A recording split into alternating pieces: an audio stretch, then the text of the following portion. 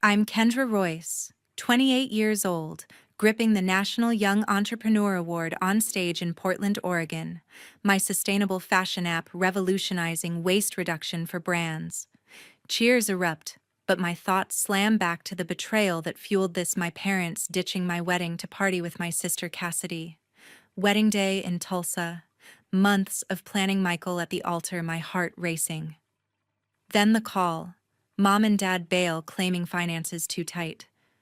I push through the hurt, say my vows alone. Hours later, doom scrolling Instagram, I freeze. Cousin Jenna's stories show Richard and Susan, my parents, toasting Cassidy's promotion bash in Miami. Luxury hotel champagne flowing. They flew so far to celebrate her glory but skipped my big day. Phone in hand, I dial, voice cracking. How could you lie? Gaslighting pours in. Last-minute thing, couldn't afford both. But screenshots scream truth: flights and feasts costing thousands.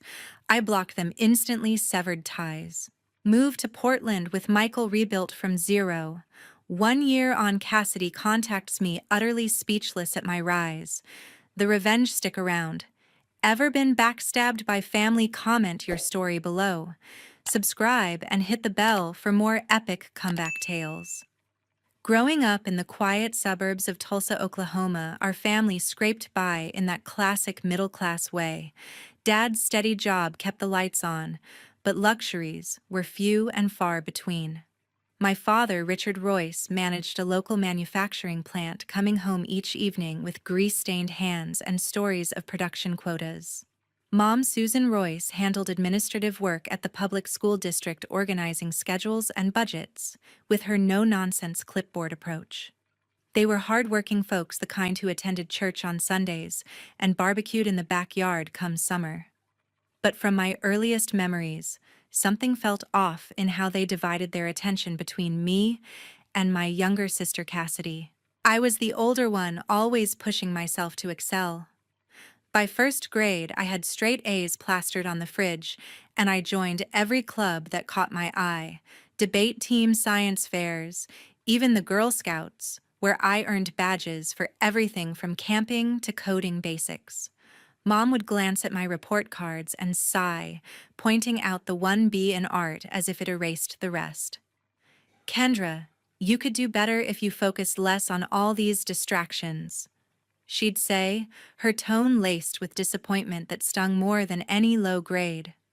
Dad nodded along, muttering about how my overachieving might burn me out young.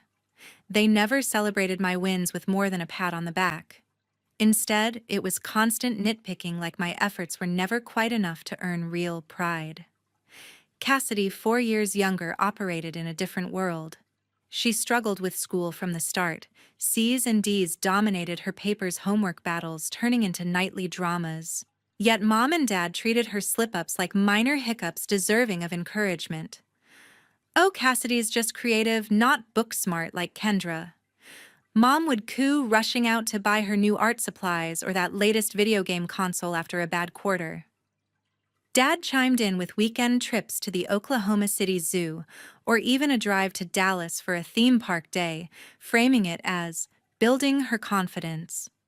One time, after Cassidy bombed a math test, they surprised her with a family outing to a water park.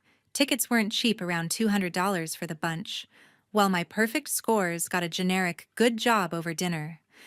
It wasn't jealousy at first. I helped her study, shared my notes, thinking it was just their way of balancing us out. We were thick as thieves back then, Cassidy and I. Sleepovers in our shared room, whispering secrets under blanket forts, me braiding her hair while she doodled silly pictures of us as superheroes. But as she hit elementary school, the favoritism wore on me. She'd whine about chores, and Mom let her off the hook every time, saying, "She's sensitive, Kendra, cut her some slack." I'd end up doing double duty, scrubbing dishes alone, while Cassidy watched TV. Dad backed it up, buying her ice cream after her tantrums, never questioning why I stayed quiet and compliant. The wedge grew slowly. Her reliance turned into expectation, like she deserved the easy path because they paved it for her. My best friend Kevin Brooks saw it all unfold. We met in third grade during recess, bonding over kickball and shared lunches. He'd come over after school, sprawling on the living room floor with comics, and witness the daily divide. "Why do they baby Cassidy so much?" He'd whisper as Mom fussed over her scraped knee from playing outside, ignoring my own triumphs from the spelling bee that day. Kevin's family was straightforward, equal rules for his siblings, so the imbalance baffled him. He'd stick up for me subtly, like distracting Cassidy during my study time, or hyping my science project when parents brushed it off. His outsider view validated the hurt I buried deep, making our friendship my quiet refuge amid the growing resentment. Those early years planted seeds of doubt in my worth, teaching me self-reliance the hard way, while Cassidy learned the world owed her favors. The pattern deepened as we entered our teens, with high school bringing fresh tests of loyalty and favoritism that pulled us further apart. High school hit like a whirlwind of opportunities I grabbed with both hands, turning the favoritism at home into fuel for proving myself. At Tulsa's public high school, I led the debate club to regionals, aced AP classes, and even snagged a scholarship essay contest that paid for my first laptop. Teachers raved about my work ethic, but when I brought home those trophies, Dad barely looked up from his newspaper. "Don't get cocky, Kendra. Real life doesn't hand out medals." He'd grunt while Mom filed the certificates away without a word. Cassidy, meanwhile, coasted through with her crowd of friends, skipping practices for cheerleading tryouts that Mom drove her to anyway, complete with pep talks and new uniforms costing over $100 each. College at the local university felt like freedom at last.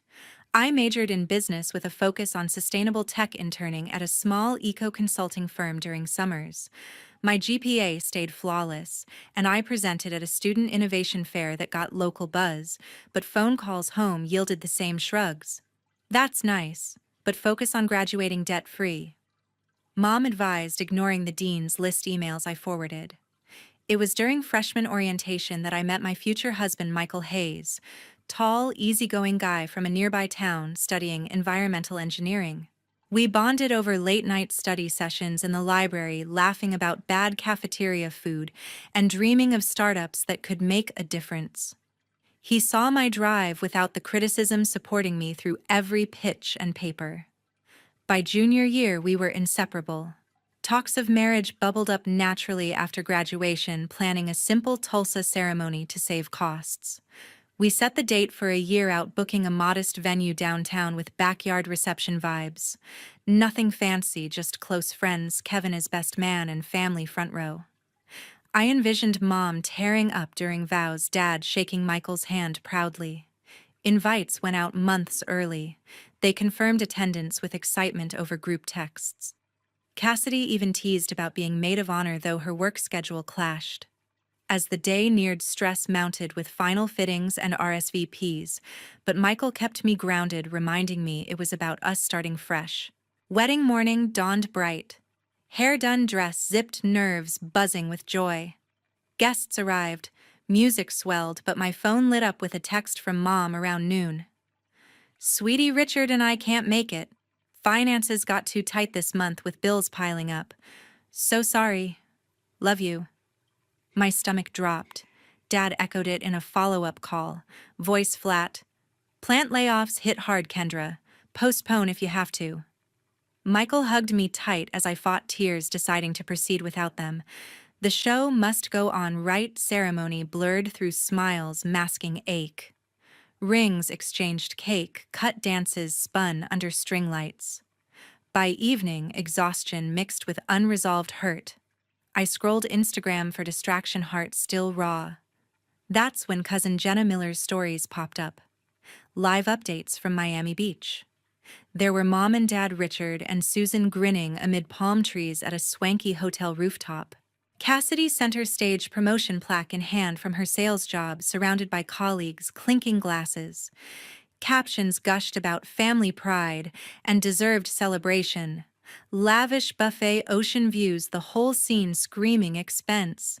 They had jetted south for her bash, but claimed poverty for my vows. Rage boiled. I screenshotted everything, costs adding up fast. Round-trip flights from Tulsa around $800 each, hotel suites, pushing 1,000 a night, dinners for the group nearing 1,500. Fingers trembling, I dialed Mom on speaker with Michael beside me. How could you lie like that? You're in Miami toasting Cassidy while I'm here alone on my wedding day. Her pause stretched then. Deflection. It was spontaneous, honey. Her boss invited us last minute and we thought you'd understand. We sent a card. Dad jumped in, gaslighting harder. You're overreacting. Money's fungible. We dipped into savings for her. Savings. The math didn't lie. Total tab hit $3,000 easy per the tagged venues and receipts in comments. Their excuses twisted the knife, blaming my sensitivity for the rift. I hung up mid-sentence, blocking numbers across phones and socials. No more manipulations, no second chances. The betrayal landed like a punch to the gut, shattering any lingering hope for fairness. Vows or not, that night marked the end. Michael and I drove home in silence, the weight lifting slightly with resolve to forge ahead without them.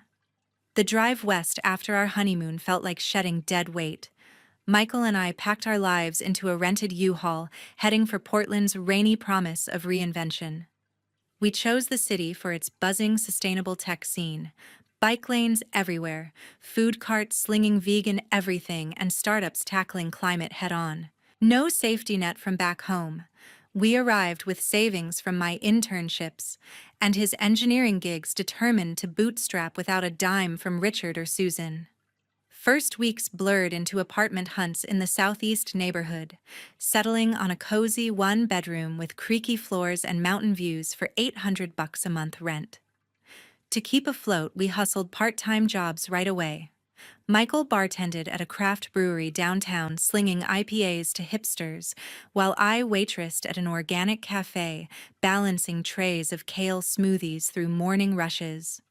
Nights and weekends went to my passion project, sketching an app for sustainable fashion supply chains, using algorithms to match brands with eco-friendly fabrics and cut shipping waste. I coded prototypes on our secondhand laptop, Michael beta testing features over takeout ramen. No loans begged from family. Every paycheck covered groceries and bus passes, teaching us grit in Portland's high cost of living. The cutoff stung fresh, but it freed us to build without strings. A breakthrough came when I networked at a local sustainability meetup, connecting with my mentor, Dr. Amanda Foster, a sharp environmental scientist leading research at a nearby university lab. She spotted potential in my app pitch during coffee chats, inviting me to join her team part-time on grant-funded projects analyzing textile recycling. Your idea bridges tech and ethics perfectly, Amanda said, handing me access to datasets and software tools I'd only dreamed of. Under her guidance, I dove into real-world testing, collaborating with fabric suppliers, and tweaking code to predict carbon footprints accurately. Her feedback sharpened my vision, turning hobby code into viable product demos that impressed early investors at pitch nights. Parallel to lab work, therapy became my anchor. I found Dr. Elena Vargas through a community clinic referral, a warm Latina counselor specializing in family dynamics. Sessions unpacked the golden child and scapegoat roles. Cassidy as the indulged favorite, me, the reliable fixer, blamed for everything. Your parents' favoritism wired you for hyper-independence. Elena explained, helping me process resentment without bitterness. We role-played boundaries, journaling triggers from childhood echoes, and I learned to voice needs instead of swallowing hurt. Michael joined a couple sessions, strengthening our partnership. Her insights mended old wounds, fostering trust that our marriage thrived on equality, not obligation. As roots deepened, we crafted a chosen family to fill the void. Kevin Brooks flew in from Tulsa for a weekend visit, crashing on our couch and marveling at the craft beer scene while we hiked Forest Park trails. His stories from home, awkward family silences post-cutoff, bonded us tighter, him vowing to visit yearly. Then there was Rachel Simmons, a fellow waitress at the cafe who became my daily sounding board. We'd vent shifts away over park picnics, her no BS advice cutting through self-doubt. She introduced us to her circle of creatives, turning strangers into allies. Our first big ritual was Thanksgiving that year. No turkey from Mom's recipes, but a potluck in our living room with Kevin via video, Rachel's mashed potatoes, and Michael's experimental vegan stuffing. Laughter echoed as we shared gratitudes around a mismatched table, toasting new beginnings far from Tulsa's shadows. It wasn't blood, but it felt real, supportive without conditions. Those months in Portland reshaped us. The app gained traction through Amanda's network therapy, built emotional armor, and friends wove a safety net stronger than family ever did. Hustle paid off in small wins, like our first app demo landing a local boutique partnership.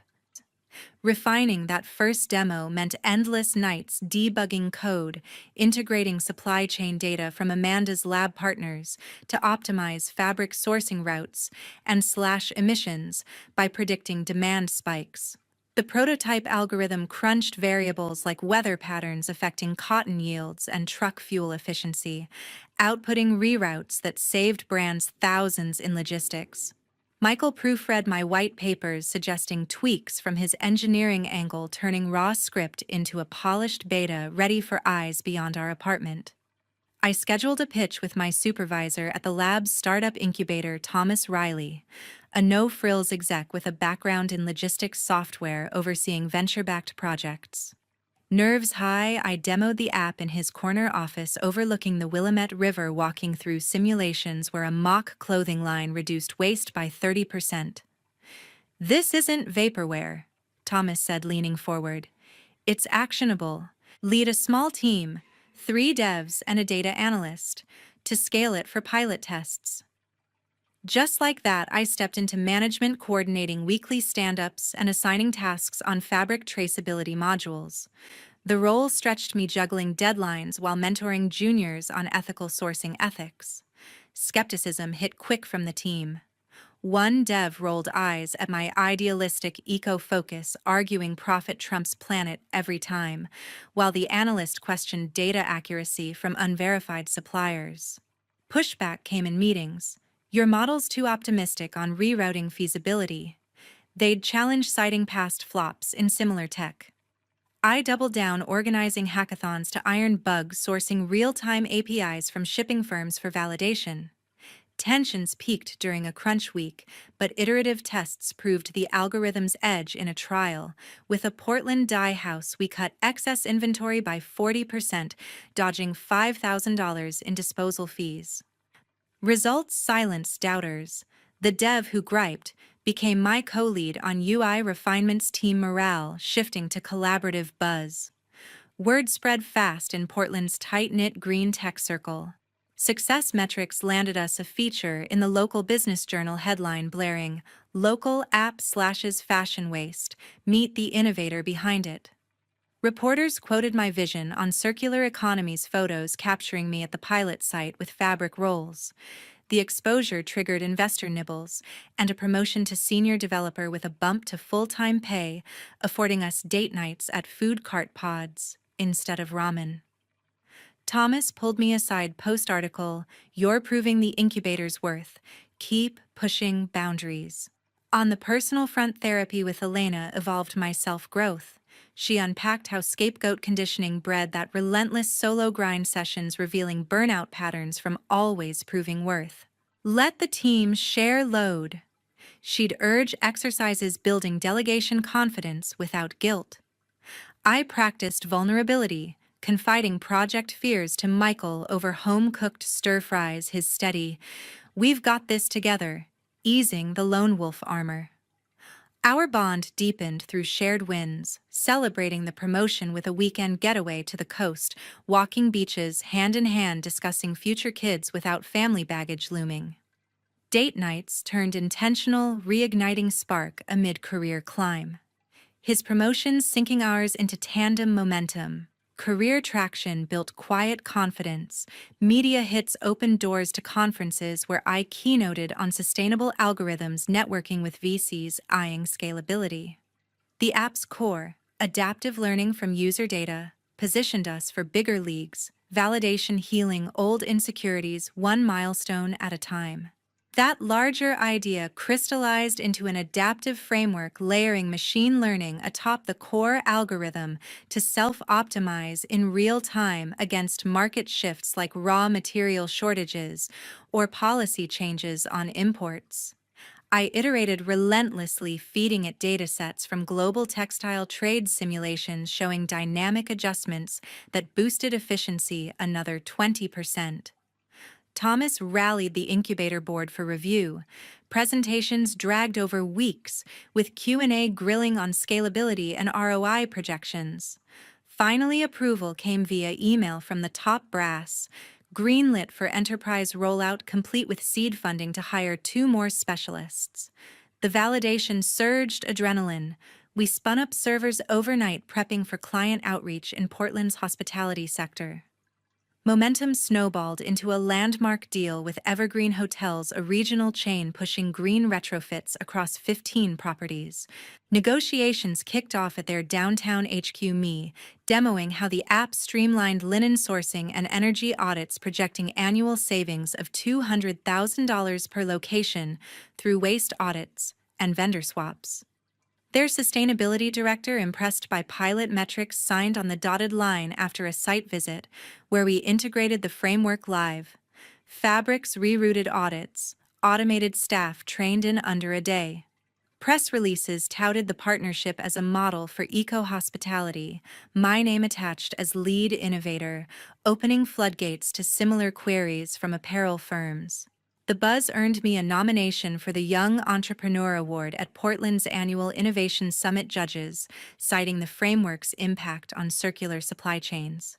Entry forms detailed metrics, waste diverted equivalent to thousands of tons yearly, positioning me among finalists in a field of VR whizzes and biotech upstarts. Summit organizers teased the event with panels I moderated on tech ethics, heightening stakes as voting opened to industry peers. Then, out of nowhere, an email pinged from Cassidy's address subject line, "Caught your article. Wow." She'd stumbled on a deep dive feature in Tech Innovate magazine profiling the Evergreen deal, complete with my photo and quotes on resilience. Moved to Portland last month for a fresh start. She wrote, "Job fell through, back home needed change. Sorry for everything before. The wedding stuff was messed up, I see that now." Half apology laced with curiosity about my big success. No full ownership, just hints at her unraveling life. Blocked numbers kept calls at bay, but curiosity won. I replied curtly, suggesting coffee to talk. We met at a Pearl District cafe, her arriving disheveled in faded jeans, me in work slacks post-meeting. Cassidy fidgeted with her latte eyes darting before spilling. Promotion in Miami fizzled into layoffs. Boyfriend bailed amid her entitled phase, rent checks bouncing without parental bailouts. You built this empire while I crashed. How? She pressed, voice cracking at mentions of my award nod and hotel contract. Shock etched her face as I skimmed details. Framework approvals, savings projections, her jaw slackening at numbers dwarfing our Tulsa upbringing. Regret flickered when she probed the cutoff. Mom and Dad spiraled after you blocked them, but I get why now. No deep remorse, just stunned awe at my trajectory versus her wreckage. I kept responses measured, nodding without warmth. Focus on your path, Cassidy. Steering clear of old wounds or invitations to reconnect? She perked at the summit mention, insisting, "I'd love to come cheer you on. It's in Portland, right? Maybe Mom and Dad catch the live stream. They follow tech news sometimes." Hint dropped like bait, testing waters for reconciliation, but I deflected. It's professional, not family reunion. Her expression twisted, envy mixing with belated guilt, cheeks flushing as reality hit my independence, thriving without them. The meat wrapped awkwardly, her hug rebuffed politely, leaving her staring at my retreating back. That encounter stirred old echoes but reinforced boundaries. The framework's wins drowned out drama, nomination fueling final prep for the big night. Spotlights bathed the convention center stage as I stepped up for the Young Entrepreneur Award presentation, heart thumping amid Portland's innovation elite. Slides flew through the adaptive framework's mechanics, real-time optimization slashing hotel waste visuals of Evergreen's retrofits glowing with before-after stats. This isn't just code, I declared to the packed hall. It's empowerment for brands to thrive sustainably without compromise.